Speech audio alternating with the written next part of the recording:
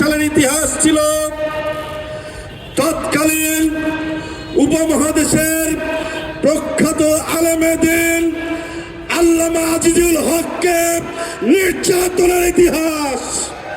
সারা বাংলাদেশে সে সময় যে নারকীয় হত্যাকাণ্ড নৈরাজ্য পরিচালনা করেছিল, তার প্রেক্ষিতে 2001 সালে বিপুল গণভোটের মধ্য দিয়ে বিএনপি এবং জামায়াতকে এদেশের মানুষ রাষ্ট্র ক্ষমতায় অধিষ্ঠিত করেছিল।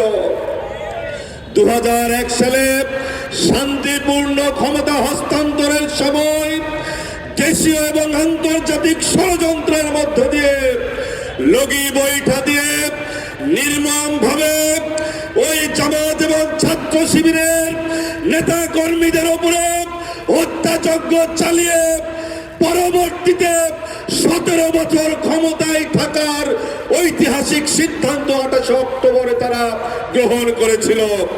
সম্মানিত উপস্থিতি, আবারও সেই সময় আমাদের সামনে আসন্ন, সামনে নির্বাচন, বর্তমানে অন্তর্বর্তী সরকার ক্ষমতায়।